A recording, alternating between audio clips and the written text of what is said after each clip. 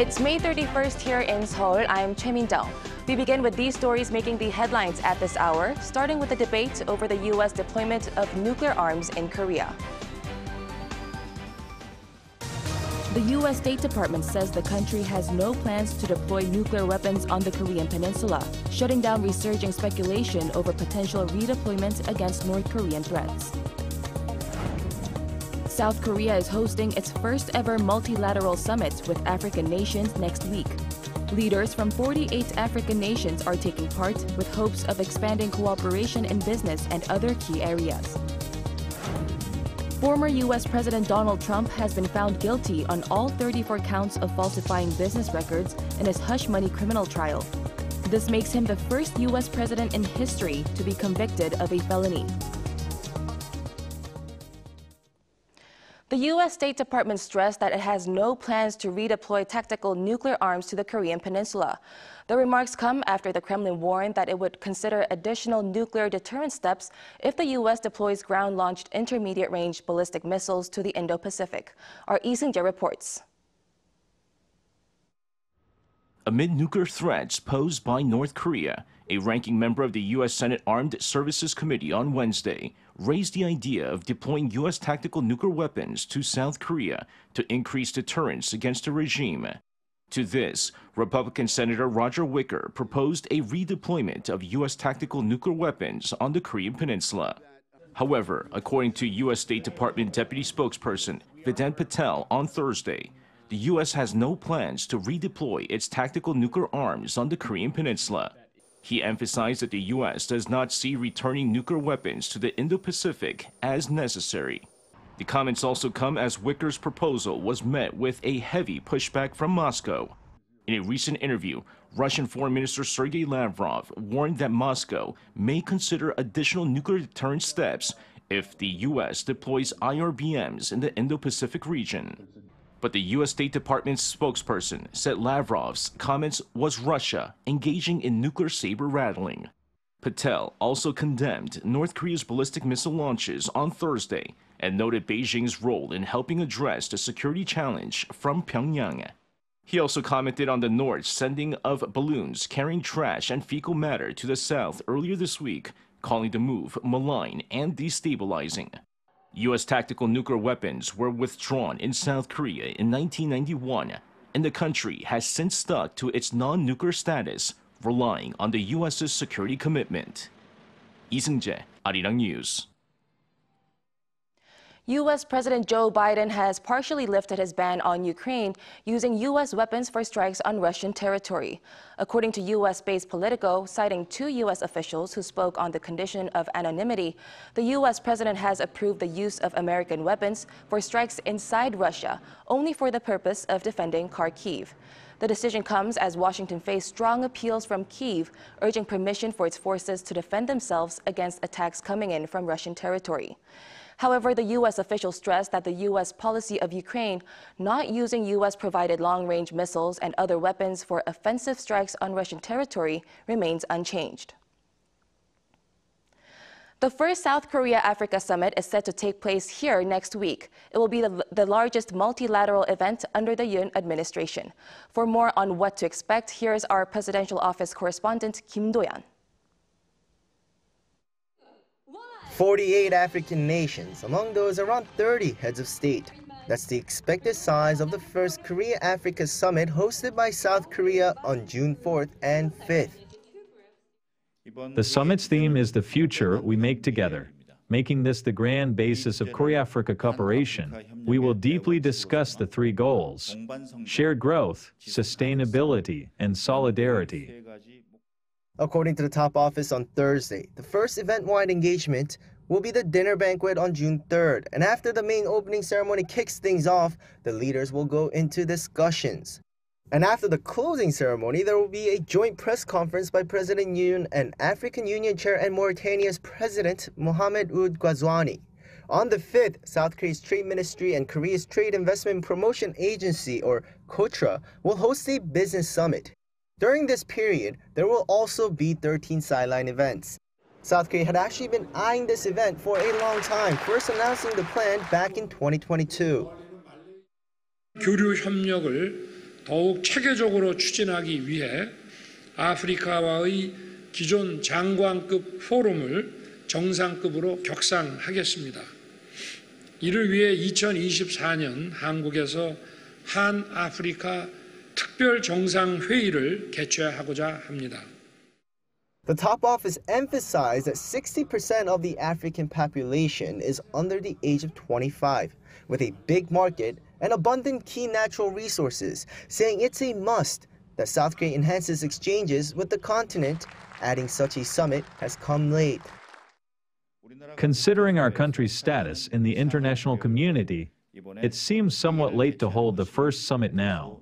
However, the fact that most invited countries have expressed their intention to attend reflects Africa's high expectations for cooperation with South Korea. The top office named 3 key aims. First, strengthening economic cooperation for co-growth, focusing on sharing South Korea's export expansion experiences. Second, promoting the transformation of industrial and digital infrastructure, focusing on the agro and fishery industries with expanded aid. Lastly, tackling global challenges together, especially through agricultural technology transfer projects. In the meantime, an official says while this is only the first event, so it can't be said for sure, and hosting around 50 nations is no easy task. It'll be the best to make it a regular event every 4 to 5 years, so administrations that follow can host such a summit at least once. Kim Do-yeon, Arirang News. The annual Jeju Forum is currently taking place on South Korea's southernmost island. Leaders of global organizations have gathered to discuss ways to overcome geopolitical risks. Our foreign affairs correspondent Bae Eun-ji files this report from Jeju. An annual peace forum officially kicked off on Thursday on South Korea's southern island of Jeju. One of the key events, the World Leader Session, was held after being suspended for 4 years because of the COVID-19 pandemic. Former and current heads of international organizations have gathered here on Jeju Island to address geopolitical uncertainties as the world faces multiple crises, including ongoing conflicts in Ukraine and the Middle East. Taking part in this series event was former United Nations Secretary General Ban Ki-moon and former Japanese Prime Minister Yasuo Fukuda. Ban stressed the need for South Korea to work closely with the United States and other like-minded countries to find ways to monitor North Korea. Noting that the North has been neglecting UN Security Council resolutions, he expressed concerns about the regime's military cooperation with Russia. We must continue to press the members of the Security Council to extend, to revive the panel of experts on monitoring North Korean nuclear issues. It's shameful that Russia has been supporting continuously until they received some military materials to attack Ukraine. In March, Russia blocked the annual renewal of a United Nations panel tasked with overseeing international sanctions against North Korea, using its veto power. The move was strongly criticized by Ukraine, the US, France, the UK, and other Western countries, and prompted South Korea and its allies to seek alternatives to keep an eye on the North.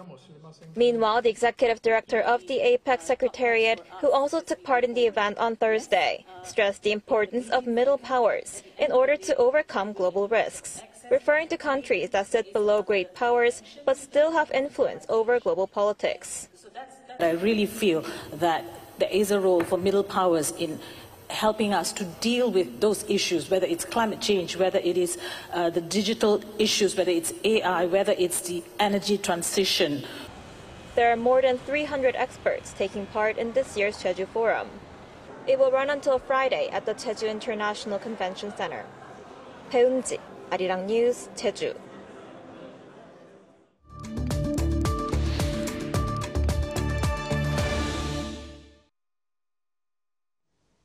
An Israeli official warned that the war in Gaza will likely continue until at least the end of the year. This comes as Israel pushes deeper into the southern Gaza city of Rafah. For more on this, we are joined by Professor Austin J. Nuppi this morning. Welcome. Thanks for having me back. It's great to be here. Right. Professor, Israel has been intensifying its operations in Rafah. Now, what are the latest developments in the region? So what happened this week is we've seen that the Israel Defense Forces have reached the Egyptian border with Rafah, the Philadelphia corridor, in addition to an errant strike on a Rafah-based refugee camp, killing 45 and injuring several hundred. And so they've reached the southern border of the Rafah Strip, but the indiscriminate violence against Gaza civilians has continued even up into the last few days. Right, like as you said, the Israeli military recently claimed it established operational control over the Philadelphia corridor. Now, what exactly is the Philadelphia corridor, and why has Israel seized this area?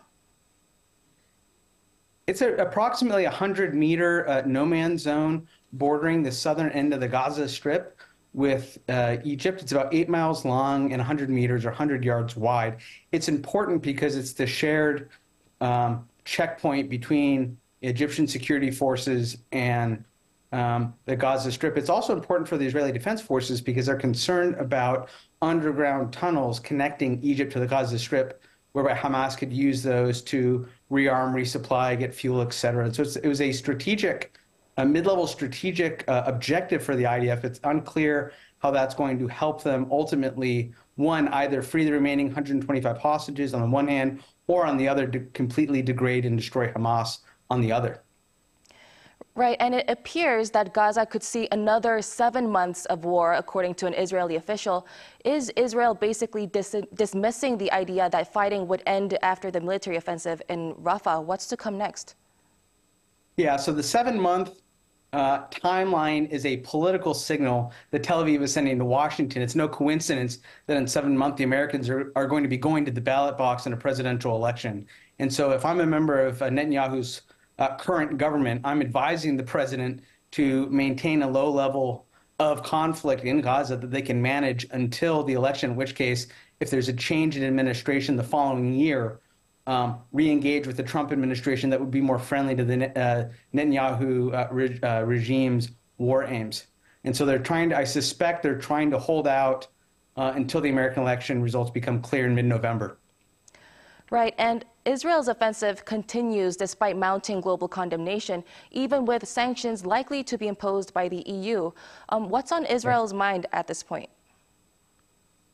Well, according to reporting from within Israel, the Netanyahu government is quite concerned about the ICJ arrest warrant situation, the International Criminal Court ruling, and is monitoring that situation on the one hand. On the other, they're trying to maintain progress towards either destroying Hamas or re-engaging Hamas's political leaders with the aim of releasing the prisoners.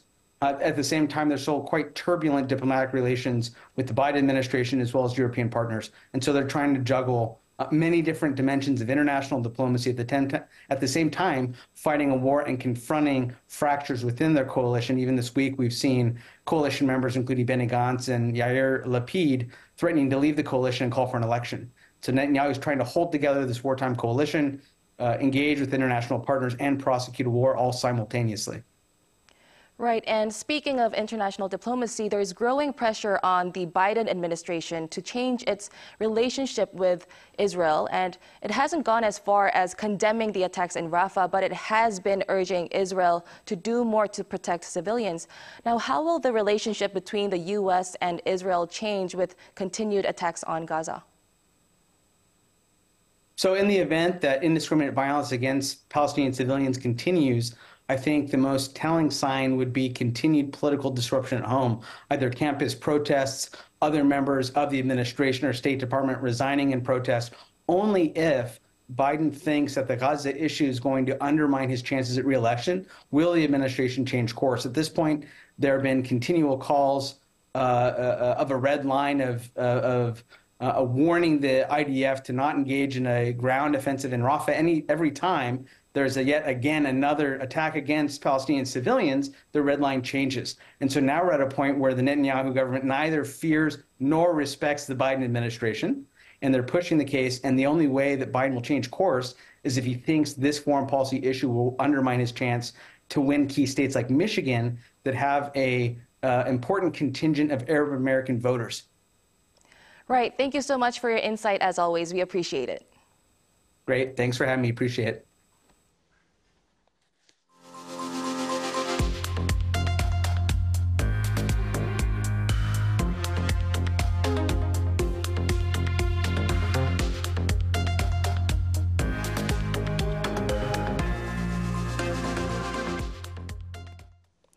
Candlelight rallies were held by doctors in parts of South Korea on Thursday night to protest the medical school admissions quota increase for next year.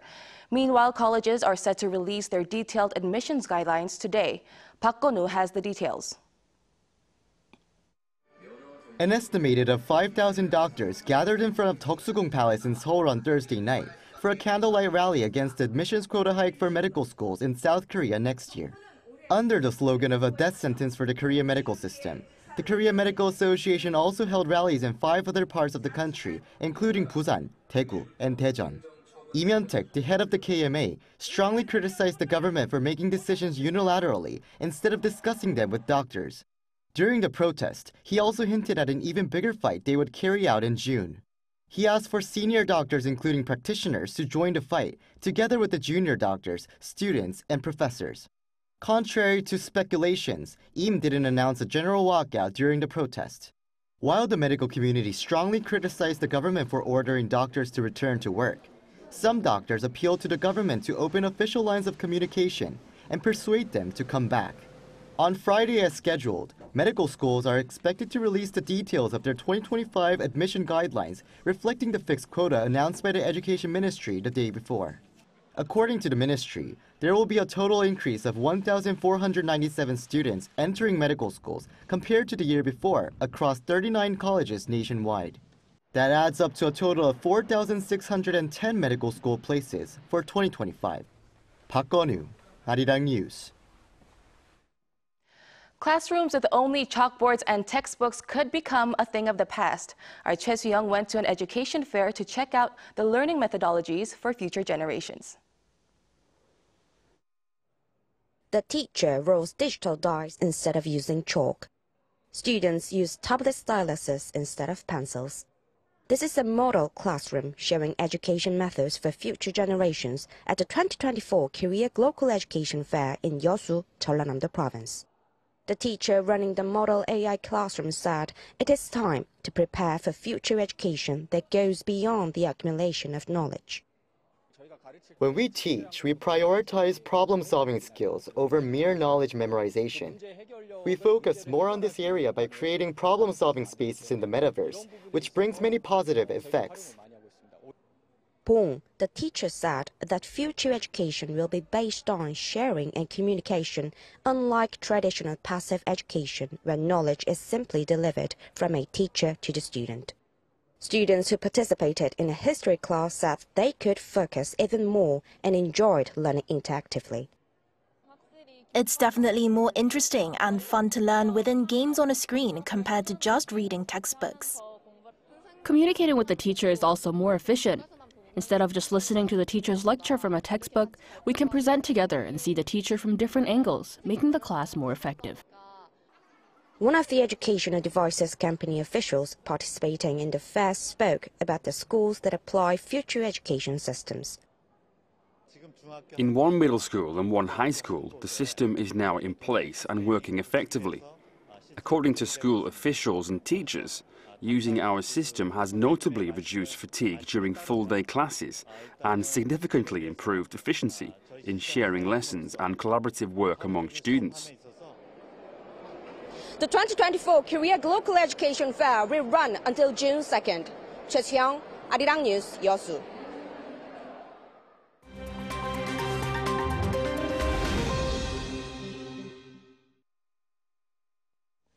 Good morning, I'm Kim Si-young, and now we turn off to stories from around the world. First to New York, where former U.S. President Donald Trump has been convicted on all 34 counts of falsifying business records in his criminal hush money trial. The verdict marks the first time a former or serving U.S. president has been convicted of a crime. Donald Trump protested the verdict, saying it was, quote, a rigged trial by a conflicted judge who was corrupt. Meanwhile, Justice Juan Merchan thanked the jurors for their service, saying nobody can make you do anything you don't want to do. The choice is yours. After 2 days of deliberations, the 12-member jury announced its unanimous decision, finding Trump guilty on all 34 counts he faced. Unanimity was required for any verdict to be made. Justice Merchan set Trump's sentencing for July 11th, a few days before the start of the Republican National Convention. 77-year-old Trump will not be jailed ahead of the sentencing, where he faces a maximum sentence of 4 years in prison. In the U.S., incarceration would not prohibit him from campaigning or taking the presidential office. In Hong Kong, 14 pro-democracy activists were found guilty in a landmark subversion trial on Thursday, marking the largest use so far of a Beijing-imposed national security law. The 14 activists, including former lawmakers Lam Cheuk-ting, Leung Kwok-hong and Helena Wong, ex-journalist turned campaigner Gwyneth Ho, and ordinary Hong Kong residents who joined the mass protests of 2019, were convicted of conspiracy to commit subversion. They could face up to life in prison in later sentencing. Meanwhile, 2 defendants, barrister Lawrence Lau and social worker Lee Yue-shun, were acquitted. Those on trial were among the 47 activists arrested 3 years ago on charges of allegedly trying to overthrow the government by organizing an unofficial primary in 2020. The court ruled that this primary would have created a constitutional crisis for Hong Kong. To South Africa now, and Thursday's parliamentary elections, where polls show the country's ruling party, the African National Congress, may lose its majority for the first time since coming to power 30 years ago. So far, ballots from around 43% of voting districts have been counted, with the ANC at 43%, followed by the Democratic Alliance at 24%. The ANC won 57% of the vote in 2019 elections, but many blame the party for high levels of unemployment, crime and corruption in the country.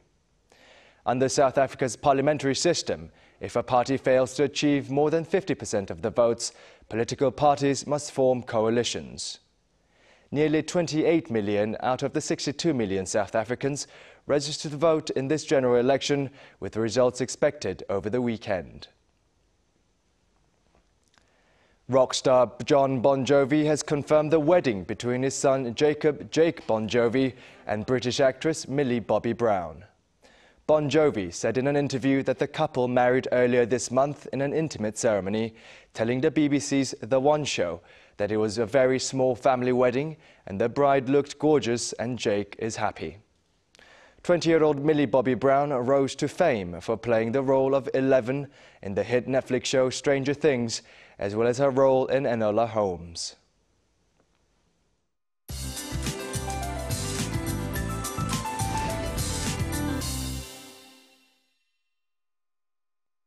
Good morning. The last day of May wraps the month up under sunshine and warmer temperatures.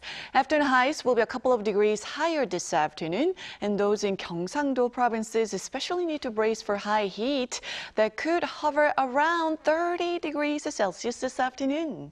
And as the sunshine returns, there will be very strong UV rays beaming down on us in the afternoon nationwide. Daegu and Gyeongju will see a high of 29 degrees, Daejeon, Gwangju, Chuncheon topping out at 27 degrees. Then there is rain in the forecast tomorrow for central regions and Gyeongsang-Bukdo province. Rain could start as early as tomorrow at dawn in Gyeongsang-Bukdo, dropping on and off rain, but the rest of the country will start out under cloudy skies before turning sunnier in the afternoon. That rain, though, could continue in eastern regions through Sunday, but most places will have a warm and sunny weekend. Then the first work week of June kicks off with summer weather. With that in mind, let's take a look at the international weather conditions.